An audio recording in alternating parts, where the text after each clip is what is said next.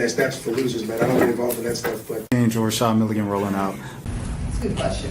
Brandon, we can't ask Rashad questions. Hey, Rashad. Oh, yo. What's up, everybody? Welcome back to the channel. My name is Rashad Milligan. If you are new to the channel, this is the road.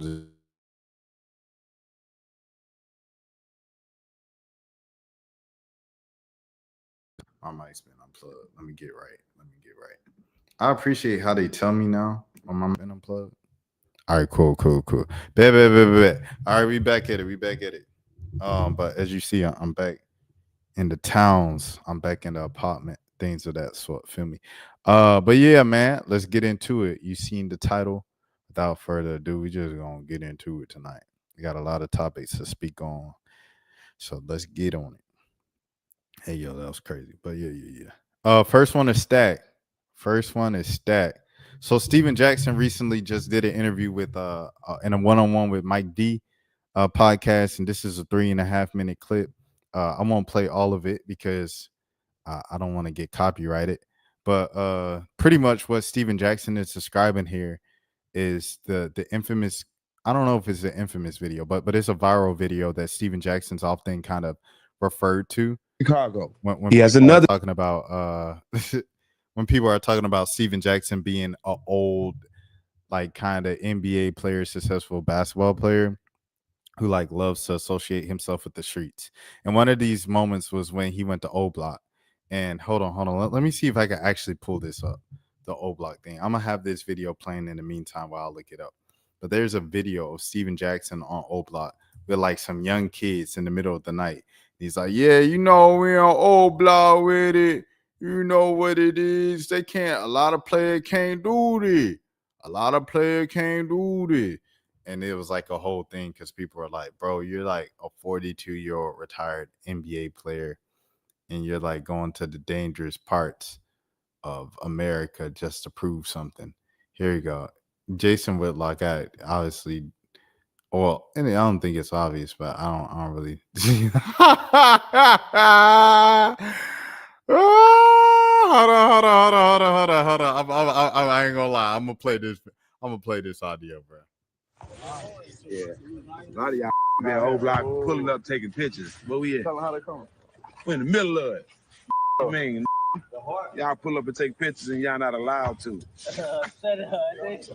And one thing about it, if you're a real one, you don't mind checking in. Look at Whitlock face. Checking in. All right. Bet. So that's the video, right? That's the infamous Steven Jackson video because dude was like 42 at the time. As a former NBA player, whole millionaire, had a successful podcast and things of that sort. And it's like, why do you want to be street so bad? Why do you want to be a gangster so bad? What is the validation that you were missing from your childhood or your teenage years that you feel like you have to chase this certain persona? You're successful. You made it out. You're a successful guy. You're in your 40s. What are you doing? So it went viral a couple of years ago. So he finally addressed it in a recent interview. And I guess it was brought up because, he was the first person that a lot of people brought up when Big U got arrested over there and on the West Coast in California. And it came out in the allegations and the paperwork that Big U was allegedly charging black celebrities thousands of dollars to quote unquote check in and have provided security when going through certain areas and certain neighborhoods in LA and things of that sort. So obviously when the paperwork said that, when the little charges said that, people went, oh, Steven Jackson, because of this video that he had in O Block a couple of years ago that went viral. So Steven, defended himself. He went on this podcast, this one-on-one with Mike D, and he said what happened was he was in Chicago for the Big Three, and already that's a red flag. It's like, so you're in a town to play professional basketball, on a high level in a professional organized events. Ice Cube, shout out Ice Cube's put together an amazing league, a great idea that's going to live on, for as long as Ice Cube wants it to live on. You see Dwight Howard's playing his final year of basketball, his final season of professional basketball in the Big Three league this summer and stuff like that for Ice Cube. But it's a respectable And we should put respect on the big three and what Ice Cube is on. We should support Ice Cube, excuse me, and all of that. You go while you guys are out on a business trip to Chicago for the big three, for this thing that we want to give Ice Cube props for and build the reputation that this is something that we respect. You go in Chicago and say, let's go to O Block. He said he got drunk. He was out one night when they were there that weekend of for Chicago Big Three. They got drunk and he said, hey, y'all, let's go to the O Block. And he was with Will Bynum, another former NBA player who's from Chicago. Will Bynum, or he say somebody who was with them had connections to somebody on O Block. They say, yo, can we come to O Block? They said, yeah, pull up. So he pulled up, and that's what happened. And he said this kid Tay, he just kind of was just attached to his hip the entire night. And he said, like, salute to Tay, he's a good kid. And he said he wanted to give him some good advice and all that stuff, because he knew, you know, some of the things that Tay might be facing, just, you know, as a kid coming from poverty and everything like that. Because O Block, for those of y'all who don't know, there is like just apartment buildings, and I believe they're projects. I don't want to say 100% they're projects, but I believe it's like kind of like Callaway apartments and things of that sort over there. And it's like low income families and everything like that in Chicago in a specific area. And they said they were going to like tear it down a couple of years ago. I don't know if they actually went through with that, because I still see YouTubers go over there and make videos over there and be like, oh yeah, O Block, this and that. But yeah. So he said he was talking to the kid because he knows what he has to face once, you know, Steven Jackson left and stuff like that. And he said he was just giving him some game, and he said he never checked in. He never gave no money for no protection. He never needed to. He said because he's from that. And you know, he said he's just good everywhere he goes, to be honest. Like, that's what he was essentially saying in his 3.5 minute clip. Me personally, like I said, my main thing is I feel like for Steven to do this, to even like where he went on this pod and defending himself so passionately about it, about the topic, I feel like there is I have to say this first. I'm not no professional. I'm not no psychiatrist. I'm not no therapist. I don't have no sociology degree. I don't have a psychology degree. None of that, bro. This is just me speaking, blah blah blah. This is what I see. This is my take from it. And I don't know Steven Jackson. I also have to say that. My take from it is like, for some reason he feels like he kind of needs to prove that he is like real or down. And I think this is something that a few professional athletes and former professional athletes have kind of had to battle with through their careers, of like proving they're real and stuff like that. And it's like, don't get it messed up. Just because I'm in the NBA, just because I'm in the NFL, I'm still about that life. And it's like, who you trying to prove something to, bro? At the end of the day, like I said at the beginning, a lot of the people placed in these positions, a lot of these people forced into these positions, born into these situations, their main goal and everything they do is to get away from those situations and to get out. So, you know what I'm saying? So it's like, why are you running back to that? Why? Like, for what point? And I think that's, you have to go to media and the glamorization of, you know, this lifestyle, all of these things and stuff like that. It has people, because like I said all the time on previous videos, I'm from the suburbs of Atlanta. I'm from Marietta. That's where I spend most of my time. That's where I stayed with my mom and stuff like that. My dad was in the city. He was in Southwest Atlanta off of Cascade, the good side. But my mom, most time I spent was in Marietta in the suburbs.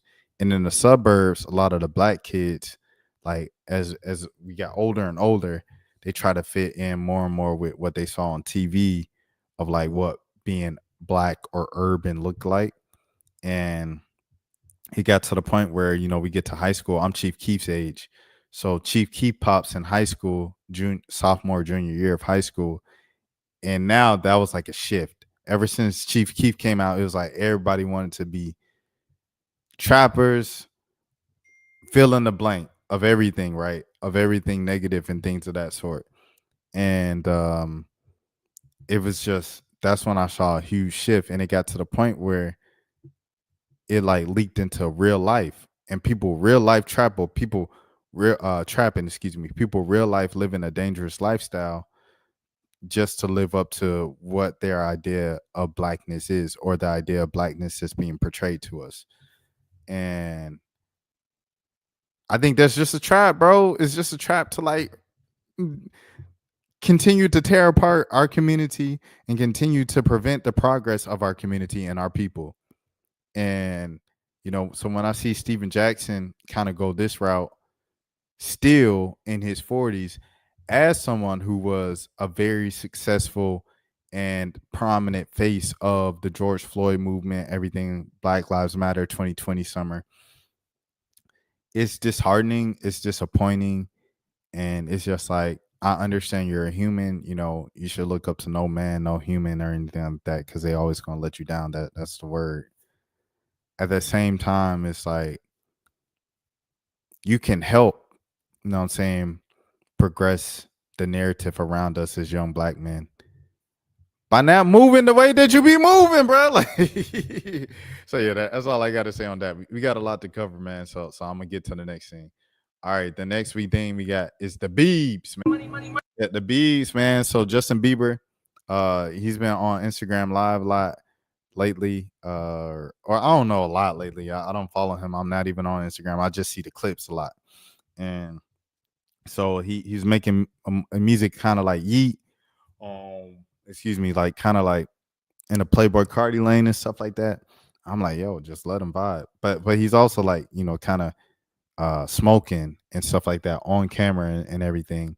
And the only reason why I'm bringing that up is because like it's kind of a far cry from who he was a few 2-3 years ago, or even 5 years ago, where he was like, I'm marrying this woman, I'm in church.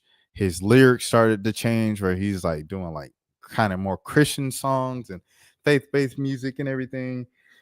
He's singing with Sunday Service and Ye, who also kind of is having like this similar kind of journey over the past 5 years and stuff like that. And yeah, man, it's kind of like sad, but at the same time, it's like bro's been famous since '09, and he just turned what, like, let me see how old Justin Bieber is. Justin Bieber age, hold on. Justin Bieber 31. Dang, Justin Bieber is only 31, bro. So he's 31 now. He's been famous like, and when he first became famous, he became the most famous person in the world on the planet at the time he became famous, because this was around the time Michael Jackson passed away. Long live, God rest his soul. Justin Bieber gets famous at 15, and he like shortly thereafter, when he, you know, gets off of being YouTube famous to becoming famous, shortly after that, when Usher signs him, everything like that, he becomes the biggest thing. Like with One Time, girl I love, I'ma tell you one time. I'm sorry, it was a little off key right there. Work on, I'll get some tea. But he was on the Keke Palmer show, the True Jackson VP, and then like right after that, he just took off. He became the most famous person in the world. This time he's might have been 15 still, might have been 16. All in all, he was too young to be as famous as he was. And then, so being as famous as he was as a kid, once he grew up, it's like it became still the spectacle of Justin Bieber being Justin Bieber. So he's had to deal with these paparazzi and everything like that for every day, every single time he left the house for the rest of his life. For more than half of his life at this point. He's 31 and he's been famous since he was 15, 16 years ago. So yeah, man, eventually you're gonna snap. Humans aren't made for this type of fame. I do not envy this type of fame at all. It just seems like just kind of like a horrible thing to deal with. And yeah, with that being said, this is the actual video. I haven't watched this video, by the way. I usually kind of skip things like that, like this, but I don't know. I guess bring it up just to remind people like he's a human. Money, money, money. Money, get out of here, bro. Money. All you want, don't care about you. All you want is money. Go, get out of here. All you guys want is money. Money, money, money, money, money. Money, money, money. Get out of here, bro. Okay. Get out of here, money. That's all you care about, money? All you care about, guys, is money. You don't care about people. Only money. Only money. No people. You don't care about human beings. Go. Go. Go. Well, he certainly gave him the money that he needed right there, because he gave him a lot more than if he just walked and didn't say anything. This will definitely make him more money. It's a weird thing because he's right, but also it's like folks is in a recession. like it feels like we're entering a recession. The state of economics and political climate. Like people kept saying that joke or whatever with Jaden Smith, but they were like, "Bro, you was right." And Jaden Smith then returned to Twitter today and said, "Hey guys, you can talk to me. I'm back." Yeah, man, dude, times are tough, and people need to eat. People need to keep their lights on. People need to pay their bills, and a lot of times, people's first thing when you do something in media or content creation or something that's like you can do a job you can do sitting down at a computer. People's first reaction is, well, why don't you what is it, why don't you get a real job? A lot of these people had real jobs or jobs that include physical labor or something like that, and they've done it for a while, and it wasn't either paying them enough, B, they got rid of them, they got fired, or C, they're in between jobs and they can't find work, they can't find steady work, and this pays them more. And if this pays you more, standing outside 2 hours waiting for Justin Bieber and filming him for 30 seconds on your cell phone and selling that, if that pays you more than slaving away for 80 hours at another job a week, I mean, what would you do, bro? At the end of the day, people just trying to find a way to get it come up. So while he's right, all you guys care about is money. At the same time, in a society that we live in, you need money to operate. Like, Justin Bieber ain't doing no free shows. Justin Bieber is not doing no I'm gonna put this album out for, he ain't putting out no free mixtape. Justin Bieber not putting out no Gangsta Girls. By the way, there's a Gangsta Girls from Asher Roth in like 2013. It's called like The Greenhouse Effect, maybe Volume 2. And there's a song he has with Chris Brown and Justin Bieber. They both have rapping verses on it, and DJ Drama's hosting it. I don't know if I asked DJ Drama about that. I've interviewed Drama like 2-3 times. I don't know if I asked him about that tape, because Drama's from Philly and Asher Roth's from Philly. So that's probably how that connection happened. But geez Louise, bro, I would have loved to ask him about that particular record of Justin Bieber and Chris Brown rapping. Anyways, yeah. He's not doing no free mixtapes, bro. That was a feature. Justin Bieber ain't doing no free mixtape and then a free tour. Forget one concert that's a charity night concert and he does a free appearance and stuff like that. He ain't doing no free tour for the charity of it. He doing it what? For money. Because everybody needs what? Money at the end of the day, bro. You can try to demonize money. You can try to flip money. You can try to, oh, money. You just care about the money. I remember someone told me that, bro. About like, I was talking to him about like videos, right? I was talking to him about videos and YouTube and stuff like that. And they kept bringing up like reactions. And I'm like, well, if I do that, I can't get monetized. And then on top of that, like I might get strikes and everything. Oh, you just care about I just care about, exactly. Yes.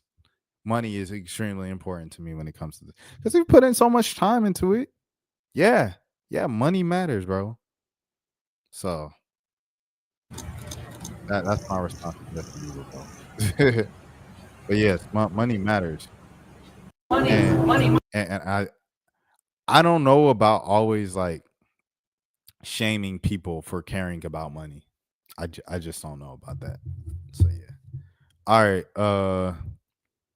This was, speaking of money, this was less than 8 minutes. So am I all about money? Not all the time, but I big picture, I need to kind of keep it moving because I got 80 other topics tonight. Okay, next topic. Young Thug's album is done and 21 Savage seems to be on it. Made the album. Oh, Slaughter.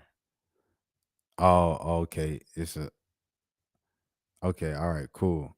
Slaughter. He said, wow, 21 Savage is on it, and Travis Scott and Future, and Little Baby too. I wouldn't have ever guessed. This got 1.5 million views.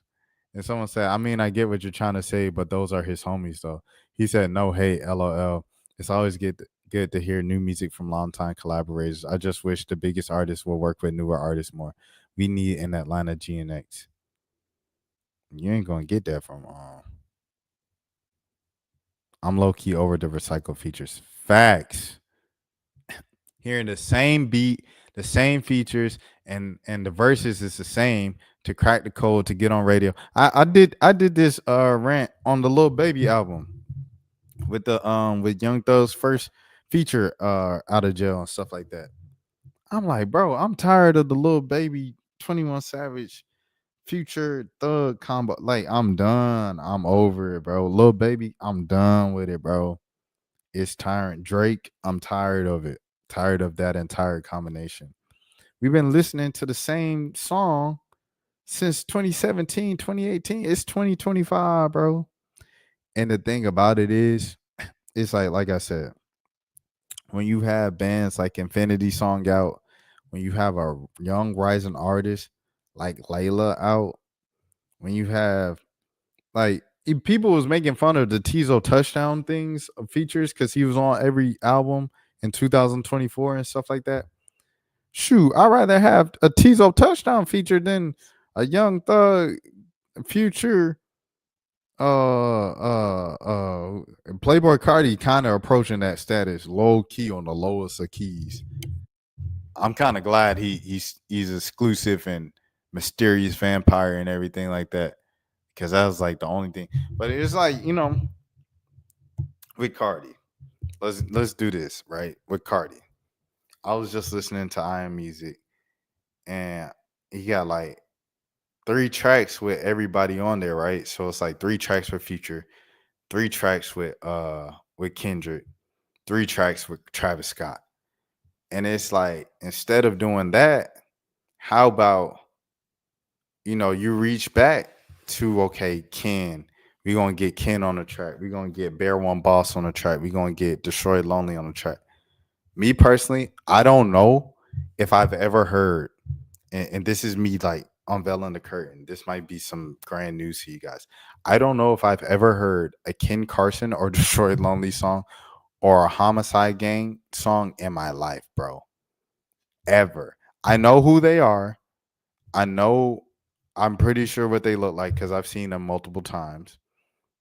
And I know Destroyed Lonely or is Ken Carson, whoever had the cover, the album cover, it was black and white and it's kind of showing like that they wearing a chain and they showing their grill on the cover. I know that album was like highly acclaimed. Everybody's like, "Oh, this is a great album," this and that. Woo. I don't think I've ever heard one of their songs because every time I've heard music from them, like snippets or like TikToks or clips, it's always the same sound and it sound like Playboy Cardi type stuff. Anyway, I'm saying all this to say, um, yeah, why not, bro? Like, why not get it? We got Tony Snow, Anicia, Caribou, David the Tragic. We got Mercury. We got Veda. We got Spook. I feel like Key is the only one doing this, bro. Himward is in the city. You know what I'm saying? Tyler F and J, who I always forget when I do these lists and just name out people doing stuff. Uh who else, bro? Jalen Josie. This Jalen Josie track, I'm just crazy over. Sunning on it, crying on it. Got me feeling like a new girl. And nothing on it. Is this girl named like Kiwana or something like that? David X. Come on, baby. He bringing back futuristic pop swag, whatever it is. Jelani Imani. Skate Star, Until Japan, Muddy Maya, It Girl. You know, you have like literally is like pages and pages. Lil Tony Official, L5, 404 Chew, 1K Few. There's so many different artists in Atlanta, bro, who are like popping in different lanes and different sounds of Atlanta to gatekeep just the Thug, Future, Lil Baby, Drake is so boring. Anti Diminish. Is Anti Diminish is he in jail? I don't know if he's in jail right now. Buddy, Glock 4K Spaz. What was his name?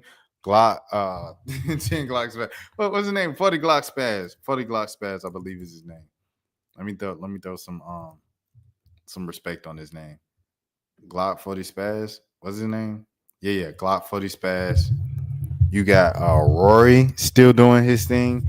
You got Baby Kia, uh Leisha G coming down from South Carolina and being doing a lot of stuff in Atlanta and stuff like it's just so many artists out there to recycle the same four folks. Like you could even go like Lotto. Like Lotto don't get thrown on a lot of the super, you know what I'm saying? The super Avengers tracks, you know what I'm saying? Put Lotto on the Avengers track. Lotto got individual songs with everybody, but she not on those like, you know what I'm saying? One train type tracks. That's all I'm saying. Tay Hitchcock. I was just, listening to, you know what I'm saying? Cause I'm listening to all these people and I'm like, bruh, Suave just released a song, Them Girls. And since she want a singer, and if he say he says she want a singer, like he just released that song. Dalen Gideon's coming out with his new joint. You seen the interview on a couple weeks ago on the channel. If you didn't, go back on my channel and look at that. Like Foggy Raw lives in Atlanta now. Seti Hendrix lives in Atlanta now. Reese LaFleur. Shad the God is doing some great stuff, bro. He making some great music. Shout out Shad the God.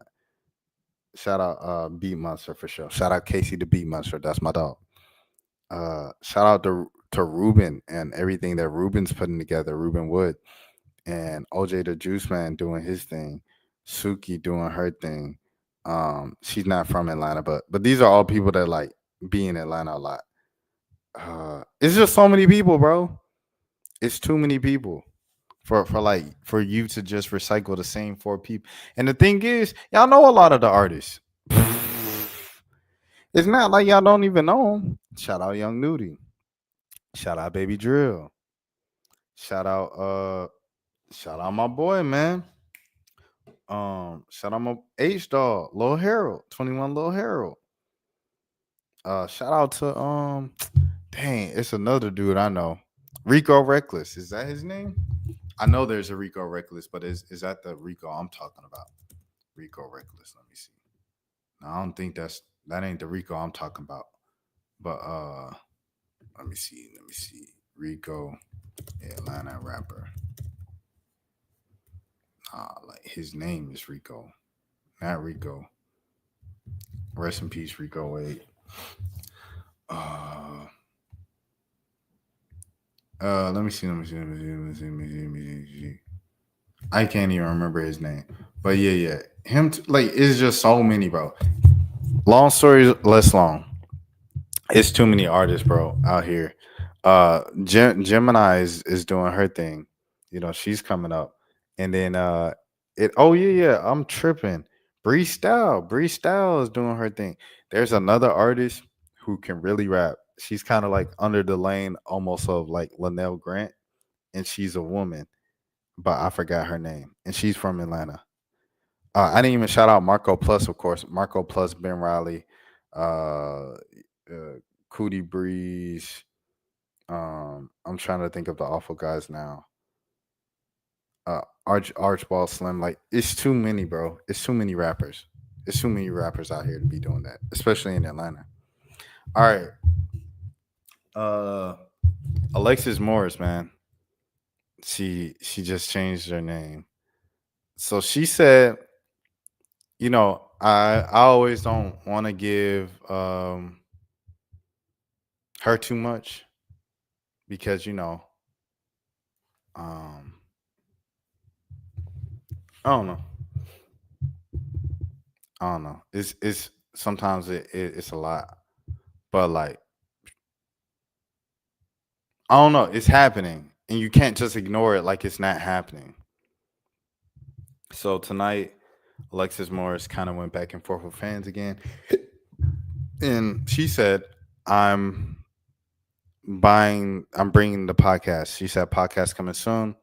I'm ordering the equipment now." Now, I've invited Alexis to come on the channel and speak during a couple of her previous kind of like going back and forth with the fans and on just unleashing that holding back.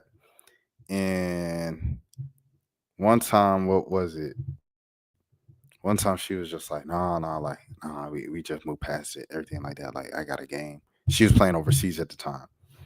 And then when I got her through kind of like an obligation, immediate obligation when she signed with AM1, she was like, well, I don't want to be on camera because she already knew probably that John was about to go on the channel, everything like that. So we still did that interview audio, and that's on the channel if you want to watch it. And I interviewed her on the carpet. That's when I first met her. If you're wondering how like I even was introduced to her, but it was at the BET Awards after they won the championship and stuff like that. And Luther is mad cool. She has a personality, and it's just it's just a lot, bro. It's just a lot. It's a lot that goes with it. Obviously you don't want to diagnose anybody, so so I'm definitely not going to do that. But yeah. So this was the latest one.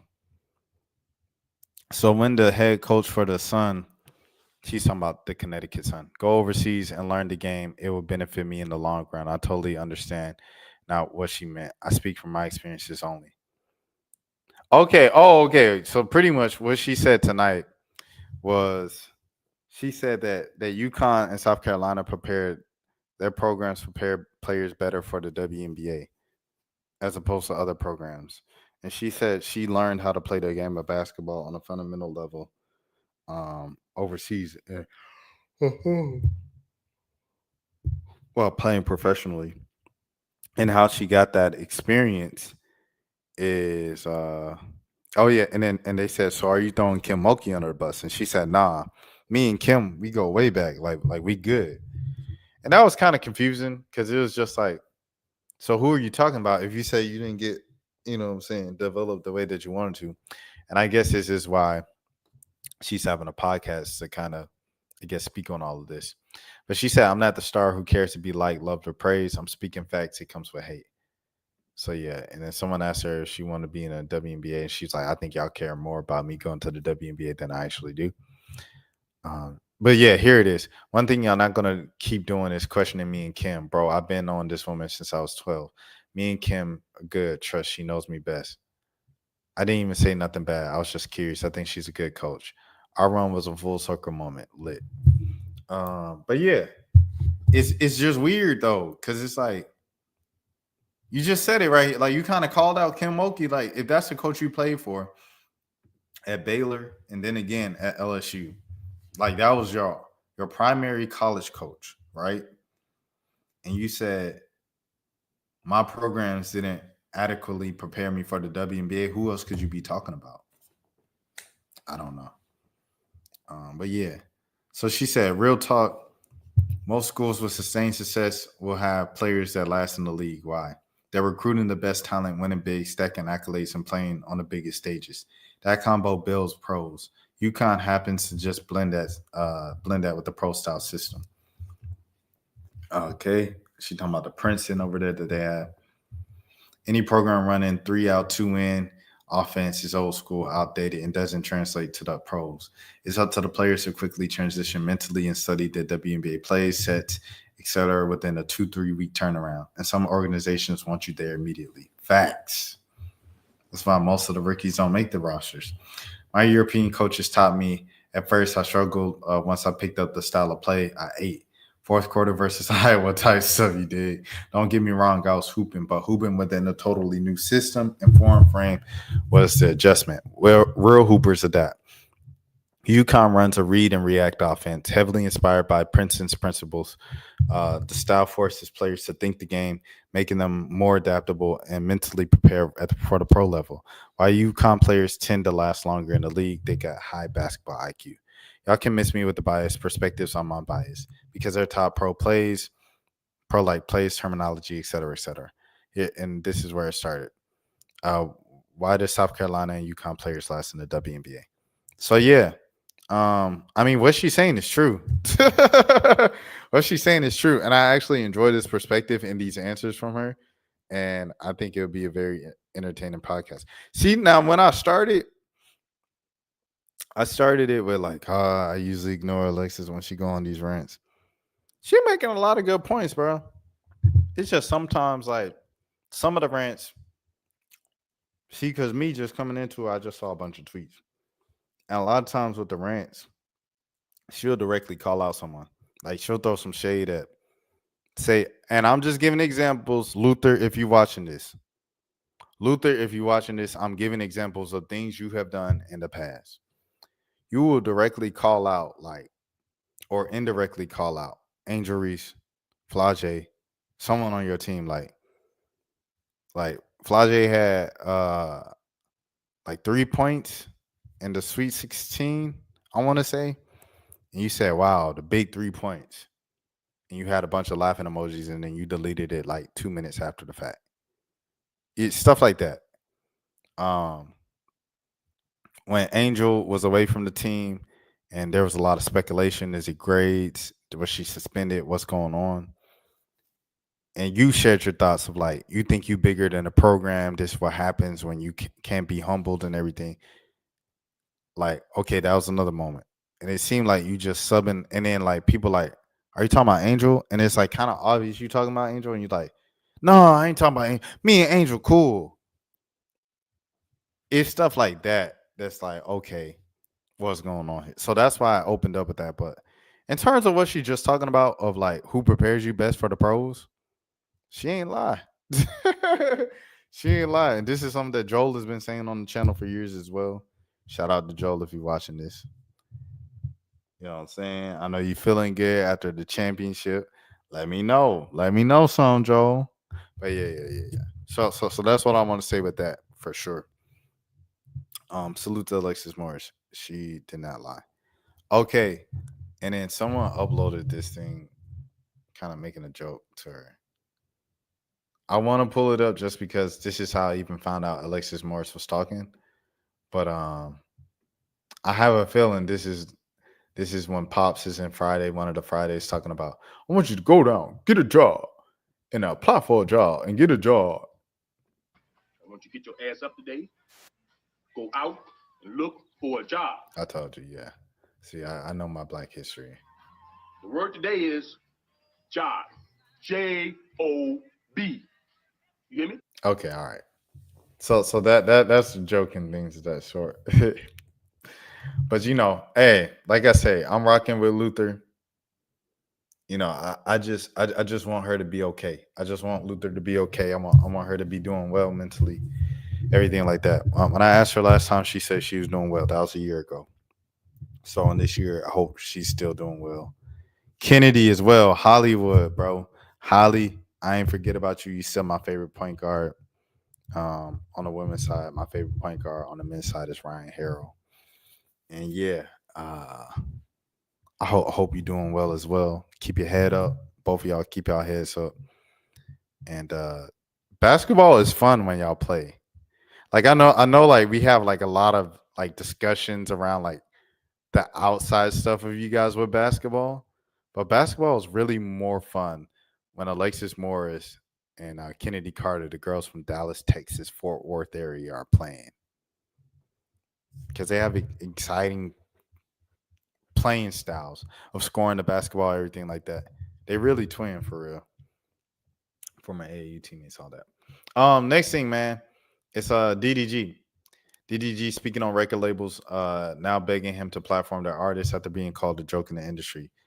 I just made a video about DDG, but I wanted to react to this one for multiple reasons, and I'll get to that later anyways. When you lit, see, I've been a part of both eras in terms of like, I know what it's like to be at the top. I know what it's like to be lit on the high. You getting the best numbers ever. And then I know what it's like to be struggling and lost and not really knowing what's going on. So with me having this new prime, as people would say, ain't nobody gonna use me. Nobody's gonna use me. You niggas it's gonna be mutual beneficial. Ain't no using DDG going on around this time. When you lit. All right, so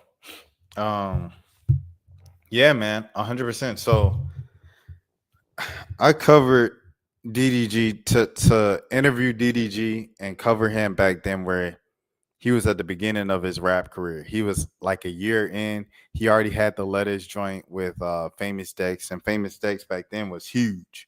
And he was coming out with the YBN Namir G Herbo joint, which was like his first song with big artists, two big multiple artists and stuff like that. And he released the entire project called Take Me Serious. And his tour was Take Me Serious. And he really wanted to just be taken seriously. And so I asked him about it, and he said he feels like he's not there. He comes back a couple years later, moonwalking happens. I think the next time I talked to him is 2022, so it's 4 years later. And at this point, he's touring the world. He's doing Rolling Loud stages and stuff. And I asked him, does he feel like he has that respect? He said, yeah, from certain people. Other people still struggle, still fight. They still view me as a YouTuber. And that's when he left YouTube and tried to just do music. But like, he went back to YouTube because that's like just how people knew him. And he just kind of embraced it and learned to embrace it. I say all this just to go back to the thing of whatever you're doing, whatever vision, whatever goal you have, whatever purpose you feel like you're called to on this earth, keep going with it, bro. Keep going with it. If people see you as a joke, if people laugh at you, if people doubt you, all of that. To give you guys full transparency, this is the best month I had on YouTube since I left Mississippi in 2021. It's the best month I had. And a lot of those in that 4-year gap, a lot of those months and a lot of those days, a lot of those weeks, it seemed like I would never even get back to where I'm at right now. Which is, I never thought would have been where I peaked when I was in Mississippi with YouTube and stuff like that. I'm saying this to say, like, I don't know, bro. It was just a lot of times where it's just like, this is what it is with YouTube, and this is where I'm at, and I'll just be this. But I met people when I moved to Atlanta, like, even though Atlanta didn't have a lot of the direct results with the money and the numbers and everything and success on YouTube, I met all the successful people on YouTube, like in Atlanta, including my YouTube rep. Shout out to my YouTube rep, Haley Bell, and stuff like that. I met all of them in Atlanta. And like them just asking them the same questions of like, what do you do? How you use it? What is that? What's your method? Da, da, da, da. And they all gave me like kind of different things in their stuff. Keith, bro, holla at Crazy Dog, he gave me the best advice, bro. And he never gate kept. Like every time I seen this man, whether it was at an event, whether at a party, he just start da da da da. And I think you could do this, and you do this, you do this. And for the longest, bro, I just had excuses of like, okay, I'm gonna do it once I grow. I'm gonna do it once I get this money. I'm gonna do this once I get. After a while, bro, randomly one day I just went out and decided to buy all the equipment, bro. I bought all the equipment that I wanted to kind of start streaming, and I was like, I'm gonna just build from this. I don't have everything I need right now, but I'm gonna just enough just to start. So I did that. First camera that I bought the cheapest camera, video camera in Target, and it didn't focus. And I'm like, bro, what? So now I got to get another camera that's more expensive. And it's tax season. I'm writing definitely both of those off and getting some money back for those. But yeah, so I bought another camera, and so I had to buy 2 cameras. I had to buy a new laptop because I put my old laptop in the shop to get it prepared to stream. And they broke the laptop while I was in the shop to fix, bro. Off of Ponce de Leon, bro. I think their name was like Tech People. I don't even remember what it was. It was some shop off of Ponce de Leon, bro. If you're in Atlanta, that's just what it is. I'm putting it out on Front Street. So they broke my laptop. I still had to pay them $250 for looking and trying to repair it, quote unquote, and they broke it altogether. So I had to get a new laptop. I get a new laptop. Kid you not, I spill water on it, bro. I start streaming. I spill water on it a couple weeks in on the night of Halloween. Young Thug was just released. And I'm reacting to like Flage highlights, bro. Like right before the season starts for LSU. And I spill water on a lot. And I'm just starting to build momentum of like going live. It's fresh off the Tyler Creator concert, everything like that. And that just slowed my momentum for a couple weeks. And so now I had another excuse in between time before I got a new laptop. So I had to get another laptop. So to keep track now, I done bought 2 cameras and paid for pretty much 2 laptops. Because I didn't buy a new laptop the second time after I spilled the water on it. I got it fixed. I sent it off to Apple and got it fixed, but I didn't have a warranty on it. Since I didn't have a warranty on it, it cost just below how much a new laptop would have cost. So now I'm like, okay, I put a warranty on it. Just adds up and everything like that. But I don't put so much money, time into this, attention into this. I had so many excuses for myself to not do it, to not try, to not give it the full thing. And at the beginning of this fruitful month, like I said, the most fruitful I've had in 4 years on this platform, it started with Lent, bro. It started on Ash Wednesday. I made a video on Lent at the start of Lent on Ash Wednesday, just speaking about the sacrifice and locking in and obedience, the importance of obedience. I haven't missed a single night. I haven't missed a single day of going live on this channel and clipping and posting all this stuff, bro. It's just the pure dedication. And the pure dedication, I've seen the results of it so far. And the fruits of my labor all through, glory be to God, the vessel and everything like that, to be a vessel and things of that sort and a light to the world. And that all came from me sacrificing.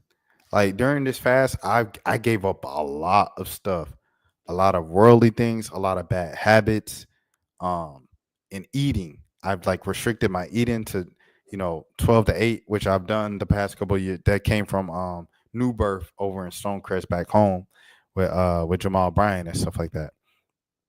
And when you fast and you give up things and you sacrifice, you do it with the purpose. And that's what I've done. And I'm seeing the benefits of just locking in, bro.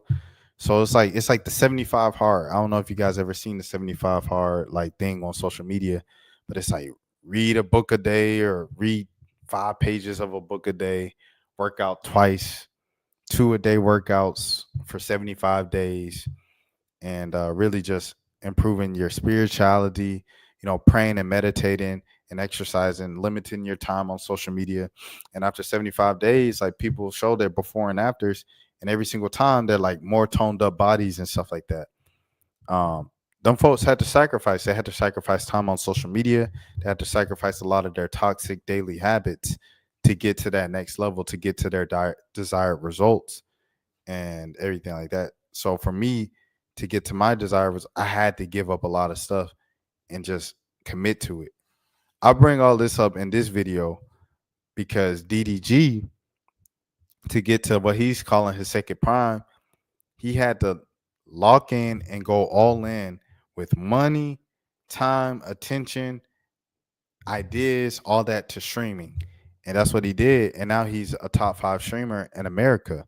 And he did it within a matter of months because he sacrificed, he had a goal, he had a vision, he was dedicated to it. And you know what I'm saying? I'm sure he sacrificed a lot for that.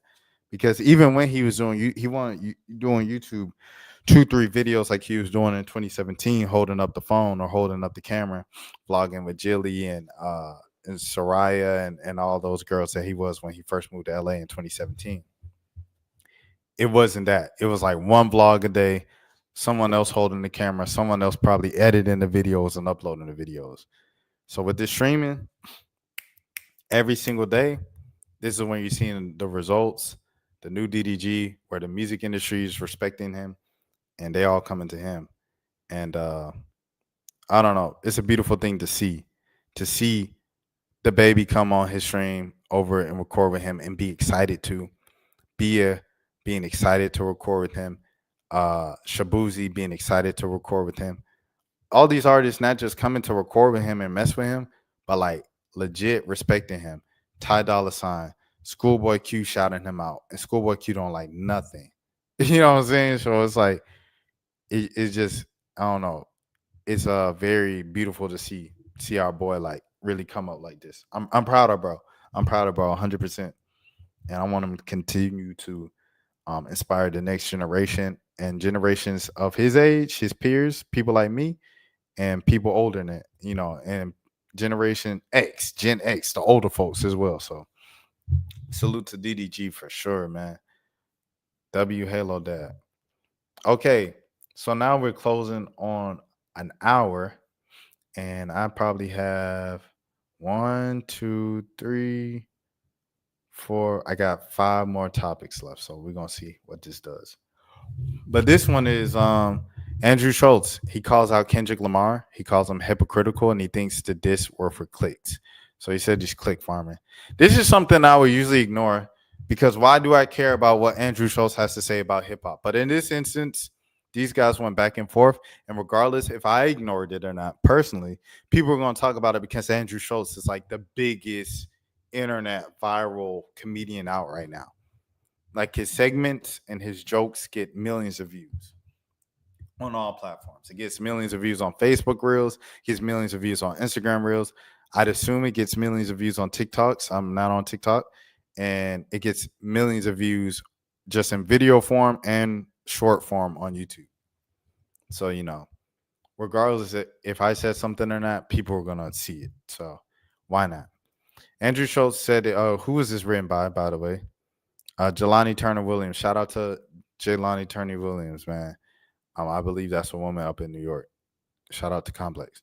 Andrew Schultz says he finds it hypocritical that Kendrick Lamar dissed him, but will co-produce a movie directed by South Park co-creator Trey Parker. The comedian was a guest on Sirius XM's The Sam Roberts Show on Wednesday and revisited the GNX song Whacked Out Murals. Around the hour mark, Schultz expressed his anger towards Kendrick fans, threatening him and his friends before calling out the rapper for co-producing Parker's upcoming film, Whitney Springs. The comedy is slated to release next March.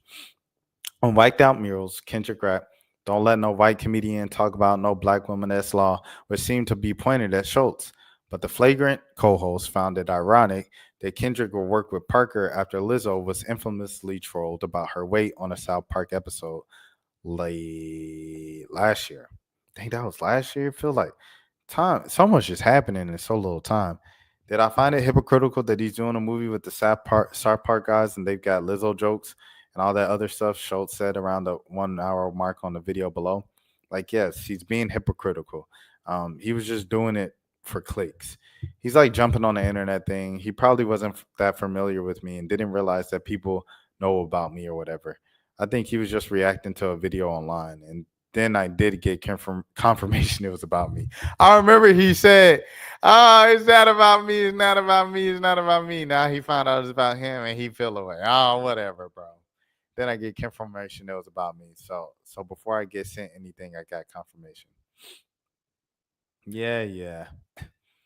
It's the most ego thing in the world to think it's about me. It's like, did I just react for 2 weeks and then I got confirmation?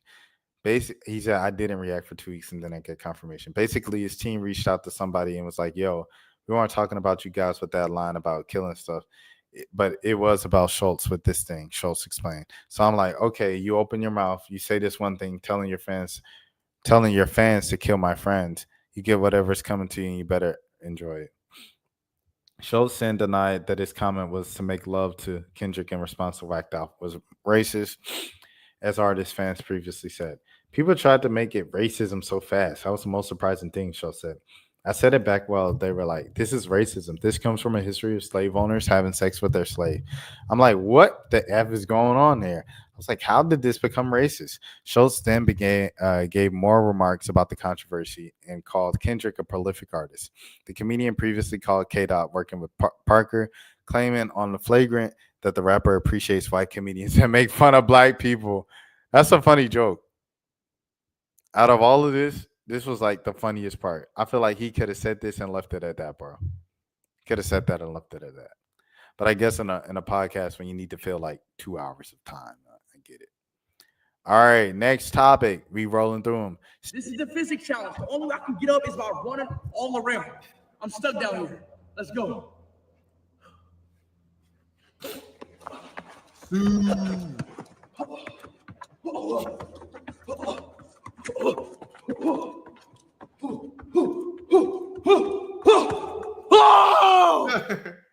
Let's go. This is crazy. This is the physics challenge. I told y'all, like, I've seen Speed once. I seen Speed once in person. It was at the celebrity football game at the Super Bowl. The videos are up on my channel. You can go back and look at that if you want to. And seeing Speed up close and personal, bro, play flag football, no glaze, bro. Just real talk. He's one of the more athletic people I've ever seen in my life, bro. Forget content creators, YouTubers, like just general, bro. I've been covering sports for over 10 years. I've been watching sports my entire life. He is one of the more athletic people I have ever seen, bro. Like, his reaction time to on defense. Like, I'm looking at defense. Offense, he was still doing his thing and everything. Like, he was pretty limited on offense, but on defense, where he just got a chance to showcase his athletic ability. Like, he was covering Destroying. That's who he was covering. Destroying tried to break on him. Or Destroying thought he had the ball. Vic comes out to throw him the pass, and Buddy just pop, like ball hawk, just comes out of nowhere, bro. Skies, jumps, perfect time, and swats it down. No foul, no nothing. Clean breakup. And to see that in real time, bro, from a YouTuber, it was one of the more impressive things I've seen this year. No glade. Like I said, I've covered sports for 11 years. I've watched sports my entire life. I've been going to games my entire life. What Speed did right there, bro, I was like, yo, he got it. Like, he actually fast and like mad athletic. This is crazy. Like, he just be doing stuff now. Like, remember he tried to break the world record for most like flips in a row or something like that. Most flips in 24 hours, and he couldn't do it. Back flips because his legs started to give out. He did that with no training. When he was racing Noah Lyles, and people was like, oh, Noah Lyles smoked him, whatever. Well, y'all don't know track. Y'all don't get it. It was a close enough race, the halfway point that they ran, without any training, that he did that. Bro, dude is different, dude. Speed is different. And this is one of the things that makes Speed. This is why, like, people can't be Speed. Like, you can't copy Speed because he's like, not only do you have to be entertaining, not only do you have to appeal to the entire world in different countries around the world and different continents around the world, you have to also be, like, unnecessarily athletic. So, yeah, shout out to Speed. All right. Staying alongside of successful black YouTubers, Cory Kenshin. So I don't know much about this dude, to be honest. I just know he's a very respected YouTuber, black YouTuber, and a lot of people, like, anytime he comes back, it's always millions of views, and people are always like, yeah, he's like a respected black person. Like, without him, I wouldn't be doing what I do. Like, almost every black creator says that about Cory Kenshin. So he's definitely respected, all that. But he goes on like these hiatuses where he's not on. He doesn't upload for like 6 months to a year or two.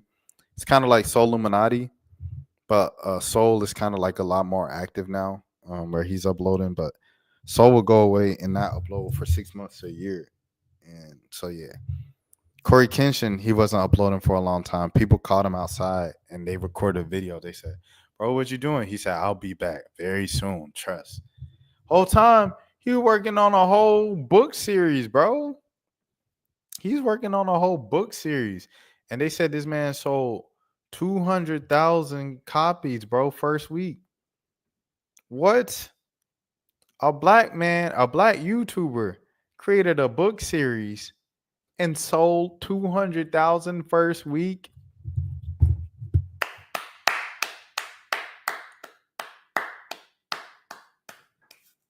So they say black kids don't read. And then you go to the YouTuber side of things, right? YouTubers, you know what I'm saying? They dense, this, and that, and that. They don't have the depth, the complexity. Turned all that down and turned it into the most profitable. Come on, man. They say kids don't even want to read. It's really hard. Kids don't want to read. Kids don't want to. For him to do this is huge, bro. He's got kids reading, bro. YouTube star Cory Kenshin took a year and a half hiatus from the internet to cook up his very own manga, and it's been a big hit, selling an eye-popping number of copies at launch. Cory Kenshin is one of the more popular gaming YouTubers on the platform, boasting over 21 million subscribers. Goodness gracious, who tune in for his hilarious videos playing through popular horror titles like Poopy Playtime and Five Nights at Freddy's. However, the internet icon went radio silent in 2023. He disappeared for over a year until late 2024. When he returned with a video explaining his lengthy absence was due to a new project he had been working on the entire time. Monsters Remake sells 200K copies, Volume 2 confirmed. The project was an original sci-fi horror manga called Monsters Remake, which has already become a big hit with fans. In fact, the manga's first volume sold 200,000 copies in the first week, making it one of the fastest selling independent published manga series in the United States. That is not all. Thanks to its success, the second volume of Monsters Remake has been confirmed, which is slated for publication in late 2025. Monsters Remake is a playground for me to exercise all the ideas and life experiences I collected from the decades of being a spectator, Cory said of the series. Creating a story that scrutinizes humanity is what makes us tick. Injecting some of the black representation I've been longing to see in the place, and finally added some sprinkles of my faith in God were the driving forces behind this project.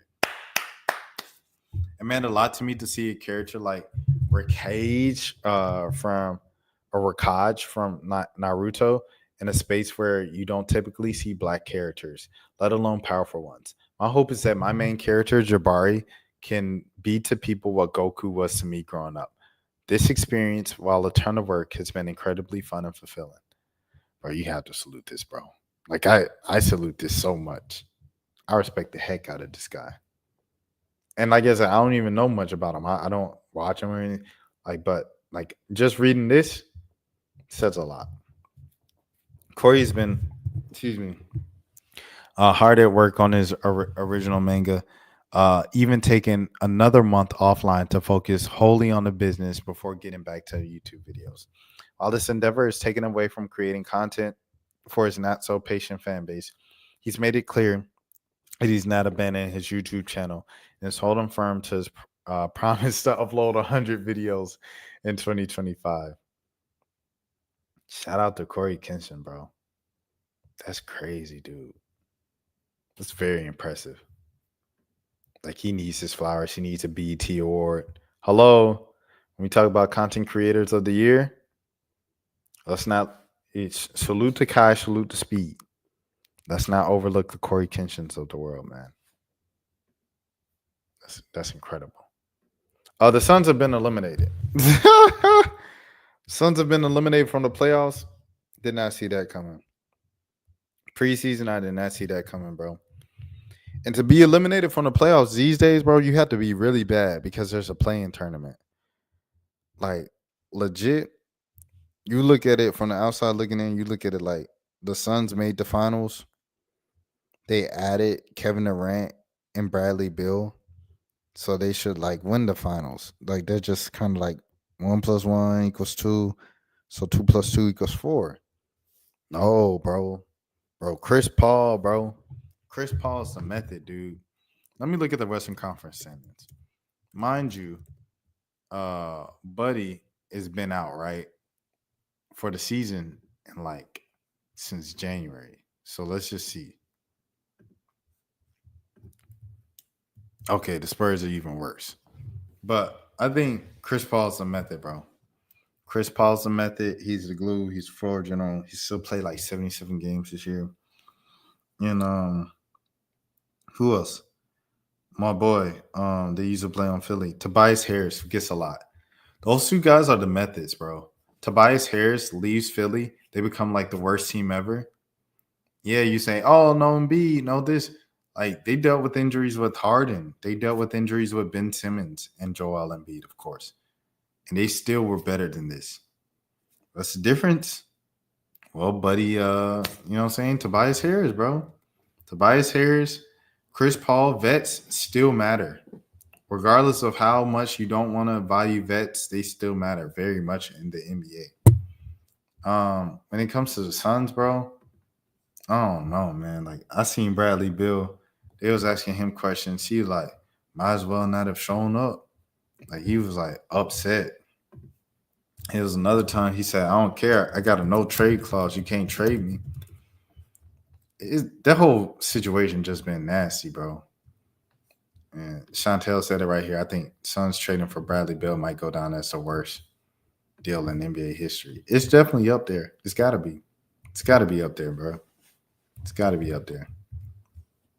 Oh, that's fake. It's a fake quote. What did he say? Crazy. Or justify a game like this, and it's a must win, and you lose by 38. First person I want to say Virginia Strike. You feel like you guys played like that tonight? No. Okay. Was it more what goes? And it was another one with Devin Booker. It was like, you guys been bad? He said, yep. He said, you guys ain't been paying attention? He said, nope. He said, what's the most disappointing thing? Everything? He said, yep. It was just weird, bro. Weird. They lost by 38 last night in a must win. Did they lose? And I guess they lost again tonight. Yeah, they played on ESPN. I forgot. It's crazy, bro. Dang, hold on. About the way the season is and where you guys are and looking to be better and those things. But now that you're out of play in consideration, how are you wrapping that around your head? I mean, it's been a slow bleed out. I've been feeling this way for majority of the season. I think the small glimpses of, good stretches that we've played, gave me hope and probably gave everybody else hope. So, you never want it to be that you're squeezing into the last spot of the play-in in the first place. So, kind of expected at this point.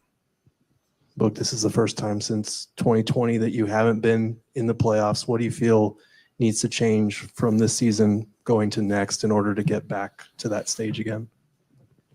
More than one thing. But, it's the time, the summertime is to digest and, look back, see what went wrong, compare it to, when things were going right, and vocalize that. Crazy. I don't believe. Shout out to Cameron Cox. Shout out to 12 Sports Arizona. Crazy, though.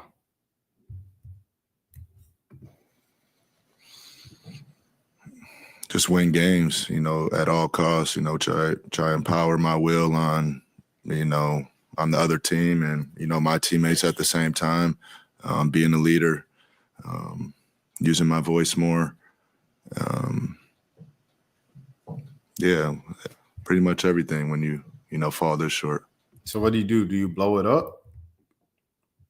I don't know, man. You blow it up? Crazy. Let me see. Oh, The personal pride. How do you feel about this? I don't feel good. Is it embarrassing too? Yeah. How embarrassing! You've played a lot of games like this season. Yeah. And you haven't been able to correct it. What? Correct. Okay, and you say there are multiple reasons for it. What's the top 2 or 3? can't weight them. You know, all of them hold their own value. So just no winning habits. Turnovers, that kind of stuff. Yep. Yeah. From a point of He said, "Yep." Book average nearly 26.7 assists and 4 rebounds this season on 46% shooting. Kevin Durant this season averaged 26.5 points, 6 rebounds, and 4.2 assists on 53% shooting. Bradley Beal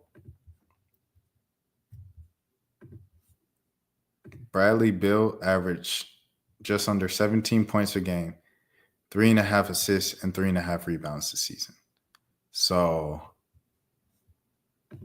do you blow it up? Do you give up on Book? Is it time to move past Book? I think when it comes to franchise players like LaMelo in Chicago and Charlotte, Trey in Atlanta, John Memphis, Zion and New Orleans, it just makes sense, to be honest. But I mean, I only say this because I just haven't seen many times in recent years at modern era where you trade your superstar player, especially in a market like that, like a market like a Phoenix. Like folks just not flocking over to come back to Phoenix. You know what I'm saying? Shout out to Steve Nash, who kind of turned that whole thing around. But Steve Nash joined the team when, if I'm not mistaken, they had Amari Stoudemire, right? So they already had Amari Stoudemire. They already had like the Sean Marion thing going on and stuff like that. That he joined. Now it's like, if you trade the big three, what do you have in Phoenix to make free agents want to go there? Are you going to draft another player like a Devin Booker that's going to help you win more games and stuff like that? Book is still only 29 at this point. Devin Booker has to be 29. Let me see age. He's 28. He's not even 29 yet. He's still super young. So like, what do you do? He still has like 5-6 years left of his athletic prime to go. I don't know what you do. Do you give up? Do you just reset it? It's like, or do you just get rid of Kevin and Brad, and now you kind of go from there?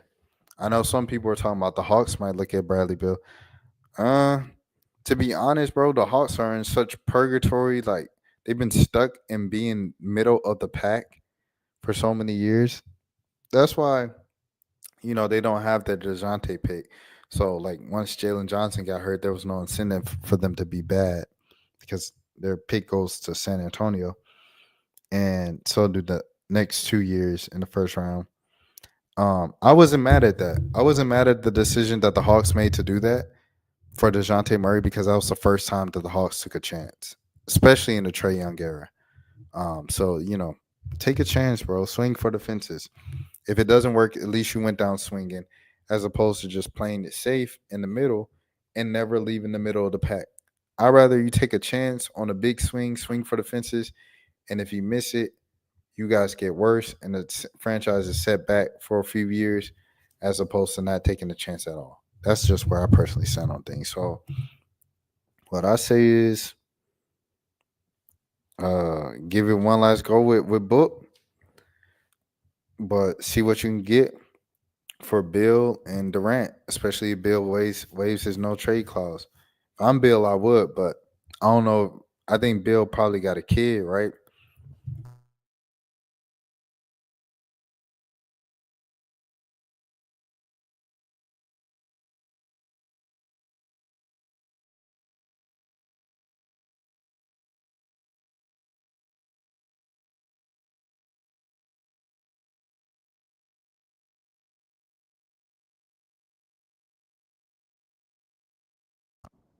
Hold on. I gotta get the mic right again. Let me see it.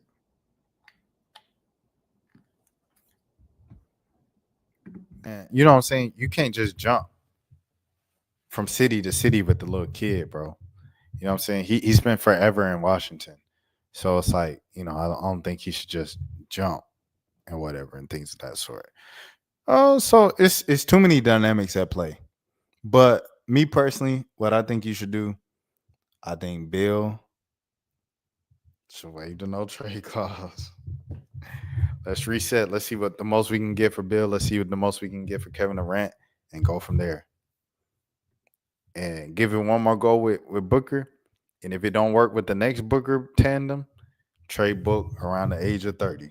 And just, and just new era of Suns basketball at that point. So yeah. Okay, and then this is the last thing. Is Lil Tay. Lil Tay apparently has been yeah, man, stranded in Atlanta by Rakai, and she said she was kicked out of her hotel. Looking at the kind of like the little streams and stuff like that where Rakai and Lil Tay flying out Lil Tay, it's obvious that like she's sheltered. You know what I'm saying? Like she was controlled by her family. I don't even know if she wanted to be famous as a kid. Like I think her parents just like gave her prop money and made her do this entire shtick to become famous, to make money, to make real money for them. And that's just like the character that she got trapped in her entire life. And so we didn't know, or at least I didn't know how controlling it was until the rumors of her life not being, no longer valid and stuff like that. Kind of reports, legitimate reports from TMZ and all came up, and we all reporting on it. And then the next day, find out she not, gone. She's still here. And she said, my parents are controlling my accounts. They're controlling my social media. They're controlling the narrative, everything like that. They're very controlling, manipulative people. Nobody in my family can be trusted. All these things just say she isn't really outside like that. Hasn't been exposed. She's still a kid. Like Lil Tay, like 17 or something like that. So she just hadn't been exposed. Rakai, on the other hand, he just became like famous like in November. It's what, April now? So it's been 4 or 5 months that Rakai's been famous. He's been living more of a normal teen regular life in high school, talking to girls and everything like that. He's got the way that the lines he was using on Tay, that's lines that dudes usually lose, like players and stuff like that. The thing is, I don't know if you could use that with Tay. You have to be gentle with someone like Tay, who just hasn't been exposed to like nothing, bro. She ain't been exposed to much in the public in real life and just regular teenage stuff life of like romantics and relationships. Tay says she never talked to a dude before. She ain't never been in a relationship with a guy. So this whole thing with Rakai was her first kind of exposure to that. And I think Rakai was like, he was way too kind of just kind of crazy with her, to be honest. So yeah, that's my take into going into it. And then yeah, let's see. I'm gonna go to the video. Do you really want to spend the rest of your life watching ads? Guys, I won't be just watching ads. FYI. Wait, hold on. Y'all know I won't be watching ads no more.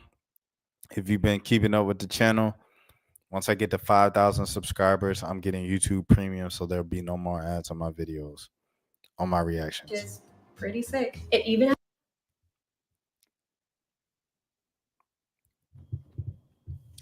Okay, what's poppin', y'all? Can y'all hear me? Laggy? Is it still laggy? Let me know if you can hear me. Okay, what's poppin'? Is it laggy, yes or no? Spam 1 if it's laggy. It's that hotel Wi-Fi.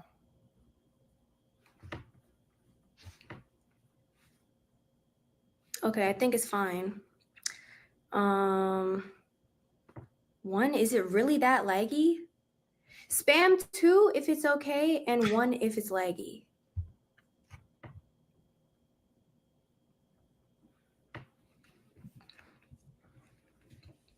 All right, it's fine. Okay, y'all can hear me good. You can see me good. Everything.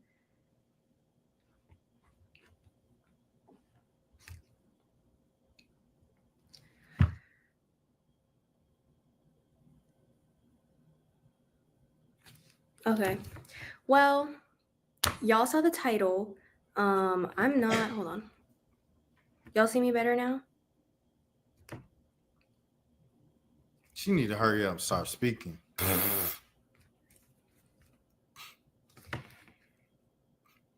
Yeah, so I'm not clickbaiting you. I said what is happening to me right now in the title. This is literally the situation. That's what's going on. So I'm in my hotel that I am currently paying for. I'm currently paying for this hotel, and it's because I got kicked out of my hotel room twice on this trip. And it's because Rakai did not care to renew it. I let him know, Wow. like, yo, I got kicked out of my hotel. It took fucking forever to Wow. get back into a room. And then the second time, I was like, this is just bullshit. I'm paying for my own hotel. And I already paid for my own flight. I'm flying back tomorrow. So I paid for my own flight. Even though Rakai's hosting, he said he would fly me out. He would da-da-da-da-da. Like, as a host, you're supposed to accommodate your guest. But none of that fucking happened. So I'm paying for this room right now, and I pay for my flight back. And it's not about the money. It's really not about the money. It's about the respect. And let me tell you right now, I've not been fucking respected. I've not been respected on this trip, even before this trip, but especially on this trip, meeting him in person, I've been disrespected as fuck. And I know y'all have seen it, because if you watched the stream, which 100,000 people showed up to watch the stream that I did with Rakai, y'all saw the room that he brought me into. Y'all saw me clock him for not cleaning his room, for it smelling like shit. That's why he had to Febreze a spray. Like, he knows it smells like shit, but he didn't put any effort into cleaning it. Okay, so I'll say this.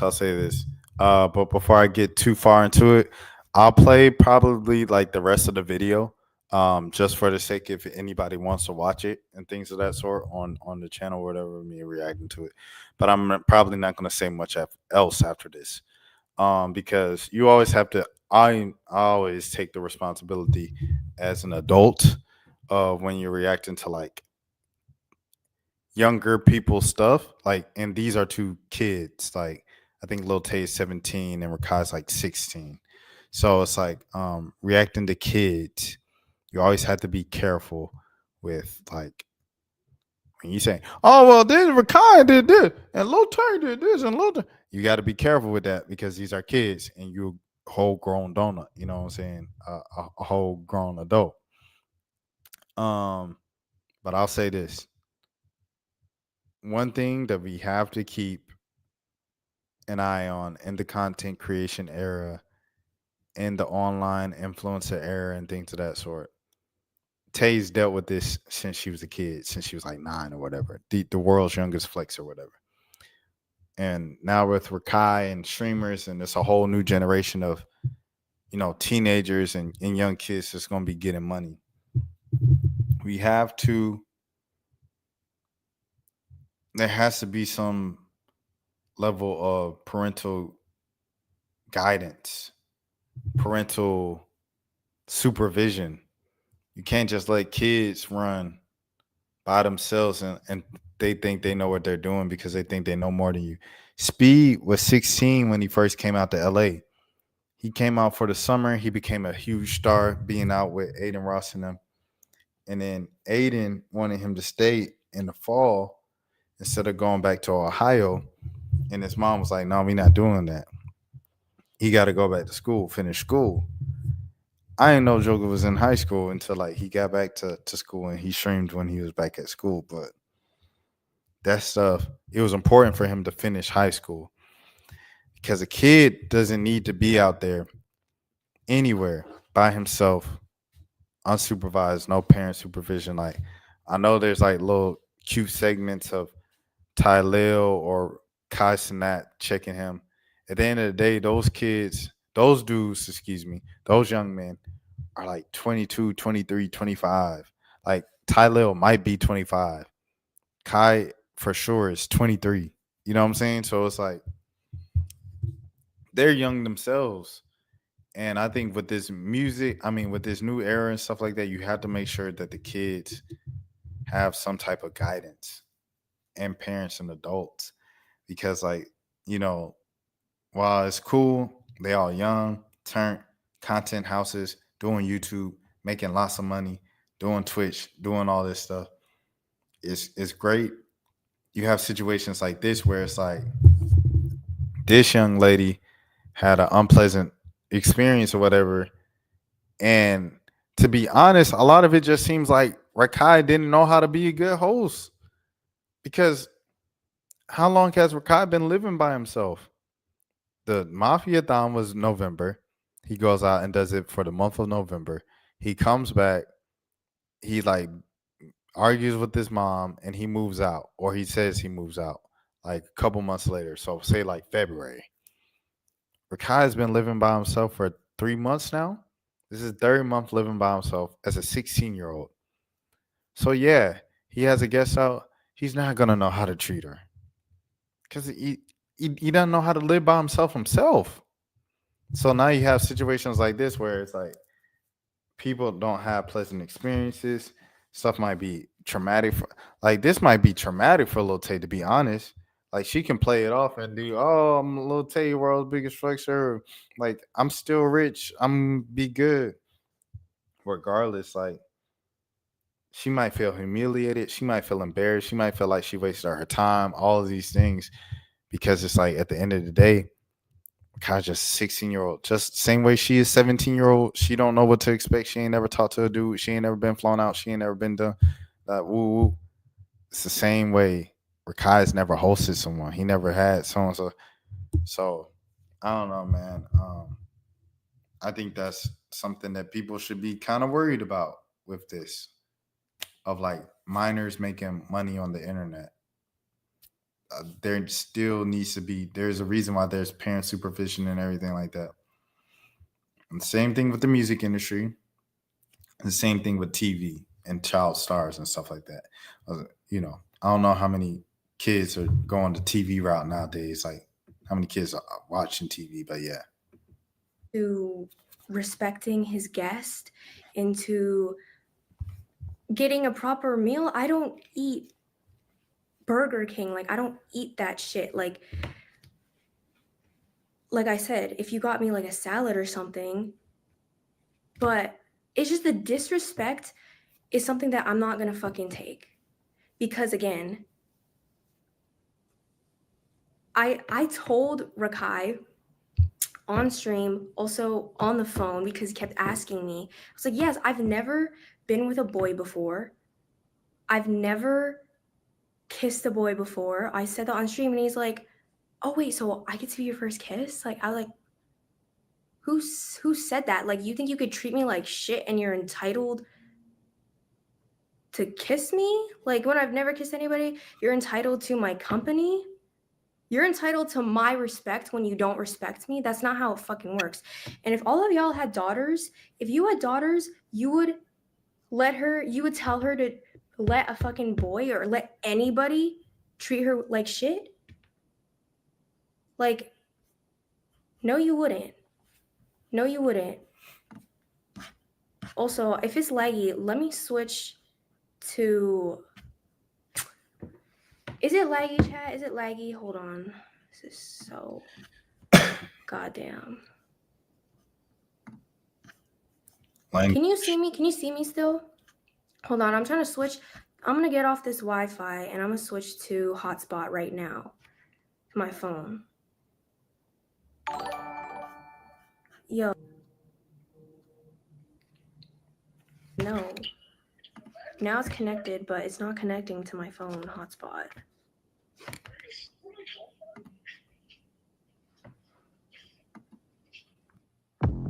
My wife was murdered. I want to go after Sarah's killers and kill them. 5,000 subs. We getting the what you call? It's connected to this now. So. Yeah. But it's not connecting. I tried connecting to my phone hotspot.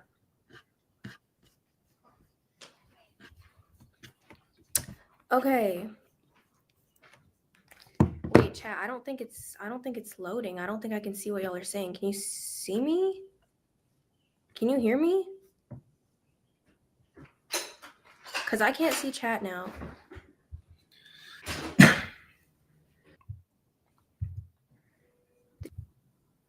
Okay, I can see y'all. I'm gonna have to read chat off of my phone now because it's not working on my computer.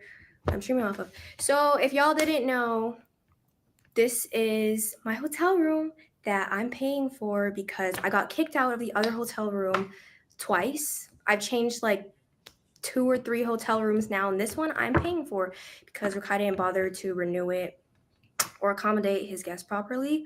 I also paid for my flight back, and I'm going back like tomorrow. I'm stranded right now because all the flights for today are gone. I don't have any options.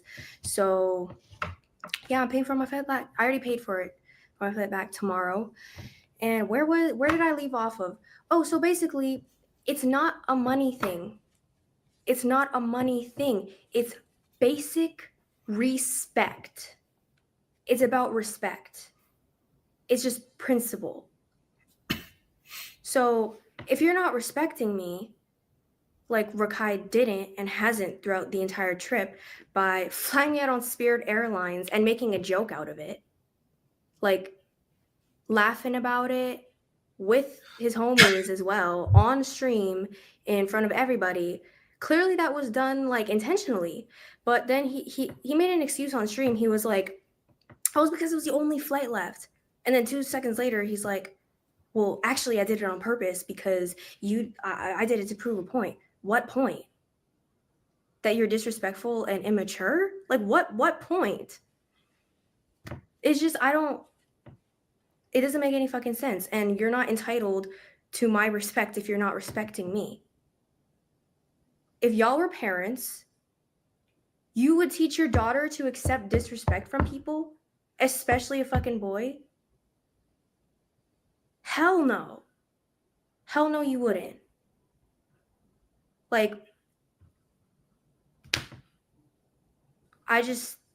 it doesn't make any sense for you to think that you're entitled to my company or you're entitled to being my first kiss.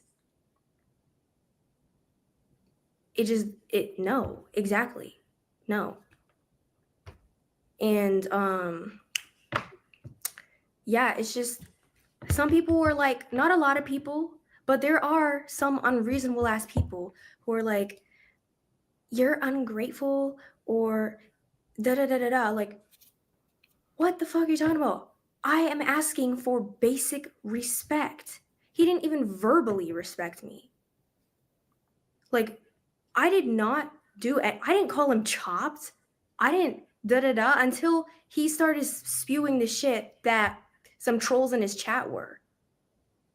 Like, what the fuck? I have never disrespected somebody like this, especially as a host. I've hosted people before, and people have hosted me. I know what is reasonable. You know what I'm saying? Like, no one kicked you. I got kicked out of the hotel twice. I'm paying for this room. I got kicked out of the hotel twice. Twice. That's a guest?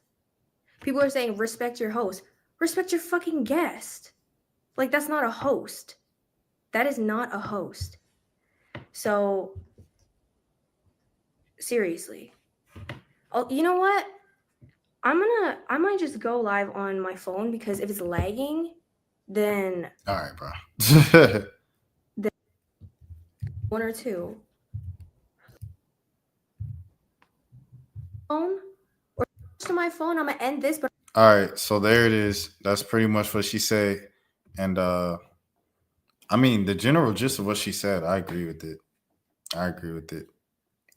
It's just something that, you know, Rakai is going to learn through time. But also, I think the bigger kind of thing that we're looking at here is you give a lot of money to teenagers, underage teenagers who haven't graduated high school yet, and they're living on their own. There needs to be some type of supervision there, beyond just, you know, kind of the big bro supervision. Needs to be legit parental, serious supervision to check that stuff. Like, no, you can't be talking like, you know what I'm saying? I think with streaming and content creation culture in general, it rewards shock value, saying crazy things. Like, you got to say the craziest stuff. You got to act the craziest. So you're making jokes at the expense of other people. Example, Charleston White on Club 520, you know, Jeff Teague's podcast, making jokes about the WNBA and women through that. Like, you know what I'm saying? At the expense of women, making jokes at the expense of women. And they were laughing and stuff like that, but it's just like, why? You know what I'm saying? You have to like kind of make jokes about other people to like thrive a lot and to go viral and to get clipped a certain way. Like, and that's not the way that it should be. I mean, I don't know. Lil Tay definitely isn't like innocent of her entire career and how she came up in her existence and everything like that within the social media space. However, right now, what she said is true. And it's a byproduct of streaming culture, internet culture, clip culture, all that stuff kind of into one. And then giving money to 16-year-olds and letting them live unsupervised in the house. So that's it. That's all I have to say. Yeah, man. I hope everybody enjoyed the stream. This was a little bit all over the place. It's the middle of the night. It's 2:50 a.m. Eastern time and 1:50 a.m. Central time at the time that I'm closing this up. Hope that you all take care of yourselves and have a great day, great morning, great afternoon, great evening, great night, and great life. Until next. That's for losers, man. I don't get involved in that stuff, but. Enjoy Rashad Milligan rolling out. That's a good question. Brandon, we can't ask Rashad a question. Hey, Rashad.